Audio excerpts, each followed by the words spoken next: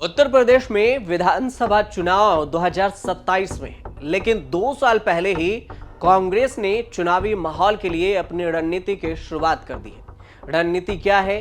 तो इस रणनीति के तहत ही कांग्रेस आलाकमान ने उत्तर प्रदेश में एक बड़ा फैसला लिया है।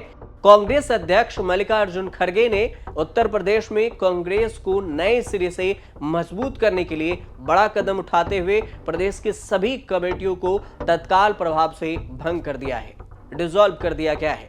पार्टी के महासचिव हैं केसी वेणुगोपाल, उन्होंने एक चिट्ठी जारी कर सभी इकाई को भंग करने का ऐलान किया है। अब इकाई भंग करने का मतलब क्या होता है, आपको इस वीडियो में बताते हैं और इससे कांग्रेस को क्या फायदा होगा ये भी आपको बताएंगे।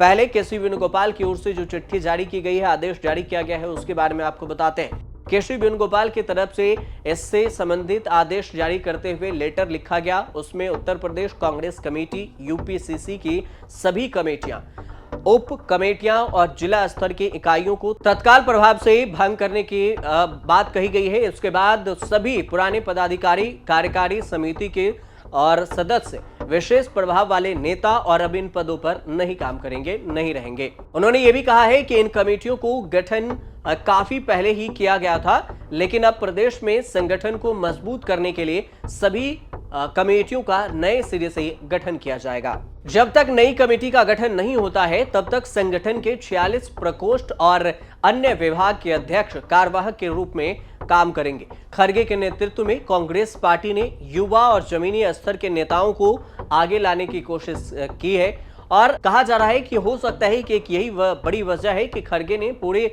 प्रदेश कमेटी को ही भंग कर दिया। इसके नेतृत्व में यह भी कहा जा रहा है कि पुरानी कमेटी को बदलकर उनके साथ एक नई युवा सोच और ऊर्जा शामिल करना जरूरी है।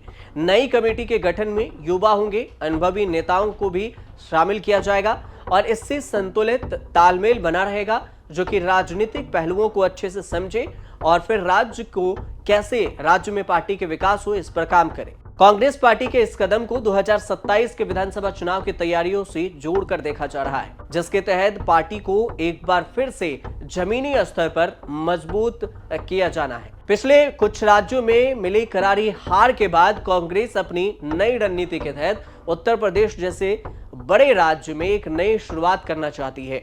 अभी कांग्रेस के हार की अगर बात करें तो हरियाणा में भी और महाराष्ट्र में भी अच्छी खासी, क्या कहें, बुरी तरह से हारी है। अब इसमें फिर से चाहती है कि उत्तर प्रदेश में ऐसा कुछ होना, इसके लिए पहले से ही प्री प्लान तैयार किया जाए। बीजेपी ने भी उपचुनाव के बाद संगठन में बदलाव करना शुरू कर दिया और बूथ स्तर पर नए पदाधिकारियों का चयन किया है। इसके बाद बीजेपी जिले स्तर पर पदाधिकारियों का चयन करेगी और माना जा रहा है कि प्रदेश स्तर पर भी बड़े बदलाव की तैयारी है बीजेपी की तरफ से।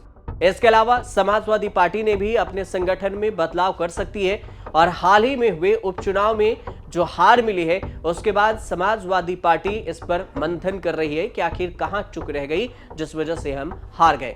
उत्तर प्रदेश में पिछले कई चुनाव में बुरा प्रदर्शन रही है कांग्रेस को और पिछला अगर रिकॉर्ड देखें तो सिर्फ एक अच्छा रिकॉर्ड रहा, वो रहा लोकसभा चुनाव का। लोकसभा चुनाव बड़ी उम्मीद थी इससे और इसमें प्रदेश की 80 लोकसभा सीटों में से कांग्रेस के साथ जो इंडिया गठबंधन थी उसमें 43 सीटों पर जीत मिली, जिसमें अकेले कांग्रेस की अगर बात करें तो कांग्रेस सिर्फ 6 सीटों पर ही जीत दर्ज कर सके। पार्टी का वोट परसेंटेज जरूर बढ़ा है, 37 सीटों पर समाजवादी पार्टी ने जीत दर्ज की थी, जबकि 2019 के चुनाव में कांग्रेस को महज 1 सीट मिले थे।